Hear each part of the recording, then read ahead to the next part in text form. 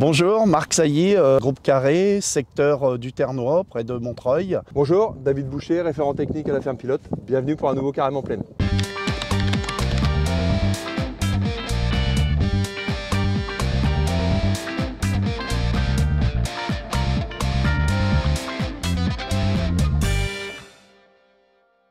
Remarque par rapport à la dernière vidéo, effectivement on n'a pas parlé de pied inverse et pourtant il y en a un petit peu en région. On n'en a pas parlé pourquoi? Parce que en un format de 3 minutes 30, c'est compliqué de cibler toutes les maladies, on va plutôt sur les plus souvent rencontrées. Et effectivement il y a du pied inverse en région, consultez les BSV, il y a aussi une grille de risque qui est très précise pour savoir calculer le risque de votre parcelle. Il y a un effet variétal qui est primordial, par exemple le chevignon, l'extase, le complice sont plutôt sensibles pied inverse. Ceci étant dit, on ne panique pas, si vous trouvez des taches, ces fameuses taches en brûlure de cigarette sur les tiges, vous allez commencer par éplucher votre blé. Si sur la seconde peau, si on peut dire, il n'y a rien, c'est du rhizoctone. Le rhizoctone, il n'y a absolument aucun dégât à attendre de ce champignon-là, qui est très souvent présent dans les parcelles. Donc ne confondez pas pied inverse, rhizoctone. Et si vraiment il y a du pied inverse, il reste deux solutions, la métraphénone et le cyprodinil. Nous sommes ici sur une parcelle de lin fibre à Verton. Ça a été semé donc le 8 avril. La variété c'est Bolchoï.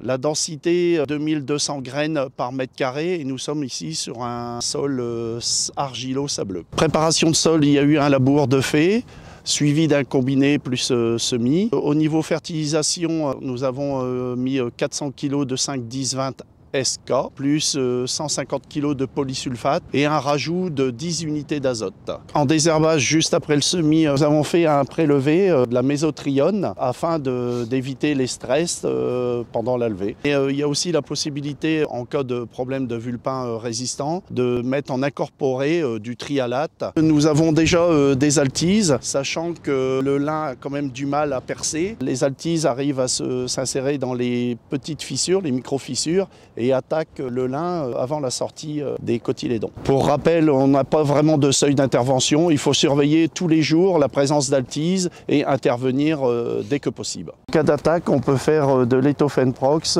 plus deltamétrine. Sachant que l'insecticide n'a pas de persistance d'action, il est conseillé fortement de choisir le bon moment lors de la pulvérisation. Le lin est une culture avec un cycle court de 100 jours. Chaque jour de stress et du rendement perdu. Les seuls moyens pour éviter les stress hydriques, nous avons l'intracell, 1 kg, à mettre au stade 5-10 cm pour éviter justement les stress hydriques au moment de la floraison. Vous l'aurez compris, la protection de la culture en ciblant uniquement via des insecticides, c'est un peu compliqué parce qu'on peut avoir des années avec des grosses attaques d'altise. L'idée, c'est qu'on arrive à passer ce fameux stade de fendillement jusqu'à 5 cm le plus rapidement possible. Pour ça, on va avoir deux éléments très importants, c'est le phosphore, l'azote. L'azote, il n'en faut pas beaucoup pour du lin, il en faut à peu près 70 unités pour 10 tonnes de matière sèche, donc ça veut dire des apports très réduits, par contre il en faut dès le démarrage, et puis du phosphore. Le phosphore, ça sera à peu près des besoins de l'ordre de 40 unités. Là encore une fois, c'est pas énorme, mais il va falloir qu'il soit là au bon moment. Petit point azote justement, on a eu des gros reliquats cette année, par contre on a pris jusqu'à 200 mm depuis le 1er mars selon les secteurs, ça veut dire qu'on a eu beaucoup de lixiviation. Vérifiez quand même vos reliquats, vous aurez une indication, souvent en bas à droite de la page, vous verrez la quantité d'azote potentiellement lixiviable. C'est-à-dire que même si vous avez 100 unités sous les pieds, assurez-vous quand même que les 100 unités, il y en a une petite partie qui soit à disposition des racines du lin, sinon ça va être un peu compliqué pour manger. Deux autres éléments aussi importants, la potasse, pour aider la tige à monter, et puis le zinc. Alors la potasse c'est 140 kg par hectare, et puis le zinc on a à peu près 300 g de besoin. Alors tout ça, ça se raisonne par exemple avec le bilan PK, la méthode comifère. Si vous avez loupé la fertilisation pour une raison X ou Y, ou si vous avez un doute, il y a toujours des moyens en foliaire pour apporter les éléments, par exemple du Nutrilin ou du Nutri-MPZ.